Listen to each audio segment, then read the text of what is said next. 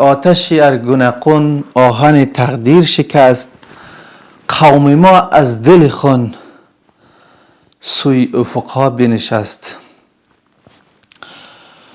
نوروز آمد که بگوید شب اگر بی پایان است، صبح آزادی رسد هرچی قفس ویران است. سالتان سال پربرکت، حال و روزتان خوب باشن عزیزان گرامی. ببینین من اراده دارم که در مورد نوروز امروز با شما صحبت داشته باشم. دوستان نهایت عزیز، نوروز چیست و از کجا آغاز میشه؟ نوروز بر اساس داستانها اولین بار برمیگرده به داستان ارگونقون. داستان ارگونقون قسمی است که در ادوار گذشته، در تاریخ های بر اساس اون تاریخ، در گذشته ها ترک ها در مقابل دشمن با یک نبرد متاسفانه شکست میخورن. اینا اسیر میشن، کشته میشن و یک طایفه یا یک خانواده کوچک زنده میمانند و فرار میکنه بر یک مغاره، بر یک کوهی، بر یک پناهگاهی که اسمش ارگونه است. ارگونقون با اونجا پناهنده میشه، اونجا میمانه. در ظاهر زیبا، منطقی، خیلی زیبا بوده، اما به معنی واقعی اگر بگوییم اونجا به مثابه یک زندان و محلی که اینها برای زنده ماندن نه زندگی کردن اونجا پناه بردن. خب از این مسئله خب مدت ها میگذره، سال ها میگذره، نسل ها حتی میآیند و میرن. خب اینا یک روز تصمیم میگیرن، بزرگانشون جمع میشن تا به کی در این محدوده محصور در قید حیات باشیم. اینا به اون روز اراده میکنن که تا از این زندان رهایی یابند. وقتی تصمیم بر آزادی میشه، آهنگری پیدا میشه و او میگوید که این کوه یا این زندان یا این حصاری که در مقابل ما و شماست، این آهنی است، نمیشه به راحتی از اینجا خارج شد. خب اینا تصمیم میگیرن که آتش بزرگی را بیافروزند و آتش خیلی بزرگ را روشن میکنن. با اون روز کوه را ذوب میکنن، از اون کوه، از اون زندان اینا نجات پیدا میکنن. بر اساس اون داستان ها ببینین در کنار این قوم ترک گرگ الفا نیز وجود داره و یک اسب نیز در اون روز وجود داره. گرگ الفا حیثیت رهبری را داره. ببینین این داستان بیان میکنه که طبیعت به گونه خارق العاده و به گونه غیر باور با ترکا عجین بوده و همکار بوده. ببین حیوانی به نام گرگ یک حیوان خیلی هوشیار، خصوصا گرگ الفا یا امو گرگ رهبر، لیدر، ذکی، قدرتمند و توانایی های منحصر به فرد خود دارند. بعضیا میگن که مراد از گرگ اما آهنگری است که چگونه از این زندان باید بیرون شوند را طرحریزی میکنه و او میفهمه که این کوه یا این حصار که در مقابلشان قرار داره یک حصار فولادی و آهنی است. اون گرگ میگن نامی گرگ نامی استعاری است، اما این آهنگری ترکی است که ملتش هم مردمش از این کوه بیرون کرده. خب وقتی که اینها از اونجا بیرون میشه، حال داستان طرف گرگ الفا نمیبره، من میچرخم سری مسئله نوروز. وقتی اینها از دلی اون کوه، از محدوده محصور وقتی که بیرون میشن، متوجه میشن که دنیا داره لباس جدید میپوشه. طبیعت، زمین، دشت و دمن دیگر خود با رنگ سبز مزین کرده. و ترکا وقتی که از اونجا بیرون میشن متوجه میشن که این دو پدیده معمولی نیست. آزادی ترکا از قید و زندگی دوباره طبیعت، یعنی زندگی دوباره ترکا و زندگی دوباره طبیعت، این هر دو یک چیزی معمولی نیست. بر اساس اون داستان ترکا به اون روز یک آتش بزرگی دیگری را می افروزند. اینا جمع میشن با گرد آتش، یکی موسیقی می نوازه، یکی بیت می خوانه، یکی فلک می گویه، یکی توانایی های هنریش به رخ دیگران می کشد به خاطر شادی او روز.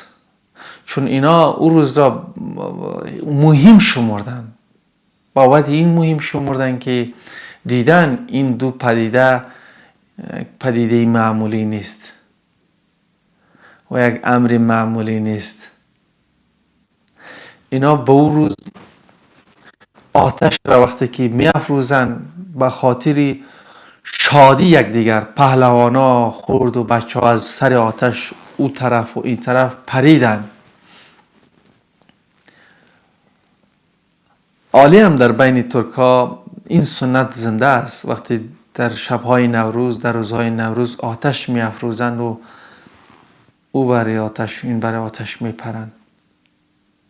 هنوزم در بین ترکا اون آهنگری، اون زرکوبی زنده است. و از اون داستانی است که ترکا اون کوی آهنی را با کوبیدن ذوب کردن و خارج شدن. اون مانی یا اون محدودیت از سر راهشان برداشتن. شما آهنگ کوبی را یا زرکوبی را در یکی از مثنویات خداوندگار عشق حضرت جلال الدین محمد بلخی ببینین با صلاح الدین چلپی یکی از مریدانش، خب داستان اونجا باشه، اونجا آهن میکوبن و اینها میرقصند، هی میرقصن و خب اون طرف باشه، اما از اصل قضیه بیرون نشیم. داستان نوروز و این شادی بشریت و این شادی این قوم ترک به چادرها، به محله ها، به سرزمین ها، با دیگر ملت ها، با دیگر کشورها انتقال پیدا میکنه. هر کی هر طرف که میره این شادی را، این رسم را با خود میبره.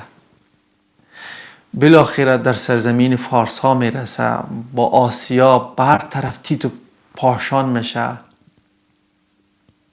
هر سو میره. حتی قبل از مثلا این داستان شما در امپراتوری گذشته ترک ها ببینین، در گوک ترک ها مثلا اونا تانگری باور بودن، اعتقاد بر طبیعت داشتن. اینا تانگری یعنی خدا، ایر به معنی زمین، این چیزا پیش اونا خیلی مهم بود و جزء از اعتقادات راسخ اون مردم بود. به اون خاطر اینها این پدیده نوروز را، این جشنشان را خیلی خیلی مکرم میشمردن. خصوصا بومین خان در زمان اویغورها از این جشن به عنوان یک جشن آزادی و به عنوان یک جشن هویت ملی ترکا بیان میکنه و اونجا جشن میگیره. حتی شما بسا از اونا بین در زمان حتی عثمانی ها که بسا اسلام بود در یه اواخر، این نوروز فقط اما حیثیت نمادین یا حیثیت اجرایش کمی تغییر پیدا کرد، زیر عنوان اسلام آمد. حتی هارون رشید ببینید در روزهای نوروز مثلا هارون رشید توفه ها می گرفت. همین رقم در بین جوامع ترک ها و در بشریت نوروز برای اولین بار برمیگرده در داستان ارگونقون و از اونجا تقلید میشه، به هر جوامع میره. خب اگر ما یک جنبندی کلی را نوروز در بین ترک و فارس ها داشته باشیم، این تو یک قضیه است که فارس ها نوروز را متعلق به یک آیین خانوادگی میدانند، اما ترک ها در مقابل نوروز را متعلق به یک ملت میدانند. اونا نوروز را متعلق، فارس ها متعلق به یک رسم 7 سین میدانند. این طرف ترک ها نوروز را یک نماد حماسی میدانند، تولد دوباره پس از مرگ میدانند. او طرف نوروز را فارس ها نمادی از تراوت و تازگی، اما این طرف ترک ها نوروز را نمادی از هویت ملی، هویت ترک ها و زندگی طبیعت میدانند. هنوز هم شما در جوامع ترک ها مگر متوجه باشین نوروز به شکل‌های گوناگون جشن گرفته میشه و از نوروز استقبال میشه. امی رقم هنوز هم در بین ترک ها نوروز به عنوان یک روز بزرگ یاد میشه. چی در آسیا، چی در اروپا، در هر کشورهایی که ترک ها وجود دارن، اینا نوروز را تجلیل میکنن. فلسفه این نوروز در جوامع ترکایی است که هیچ زمستانی ابدی نیست، یعنی یک پیام امید برای مردم ترک میده. دوم میگه که تغییرات از طبیعت شروع میشه و به انسان ختم میشه. اگر متوجه باشین این یک پیام رشد است. پدیده سومی که باید بگیم جامعه بدون نو شدن میمیره، تا اینکه اونا در کوه، در دل اما کوه ارگونقون اگر یک تصمیمی برای آزادی نمی گرفتن دقیقا مرده بودن. اگر من نوروز را به یک نکته خلاص بکنم، یک فرهنگ حماسی بین ترک است و تولد دوباره، زندگی و آزادی بین جوامع ترک است. بس امیدوارم که حال روزتان خوب باشه. یک چیز دیگر هم میخوایم اشاره بکنم. نوروز از دید اسلام، در فرهنگ اسلامی اگر نوروز به عنوان یک عبادت تجلیل شود حرام، و اگر به عنوان عبادت تجلیل نشود درست است، چون اختلاف علما وجود دارد و جزئیاتش این که در روزهای نوروز کارهای غیر اسلامی مثل شراب خوردن، الکل خوردن، مست شدن، یگان کارهای غیر معمول کردن و تعلق دادن به نوروز یا ذبح حیوان، بگی که باید این روز عید است و نمیدانم و تعلق بیت به روز، اون نوروز حرام است از دید اسلام. اما ای که در پیشواز طبیعت جشن بگیری، خوش باشی، شاد باشی، تفریح و میله بکنی، از اونجایی که من تحقیق کردم اسلام مشکل نداره. موفق و سربلند و محید باشید.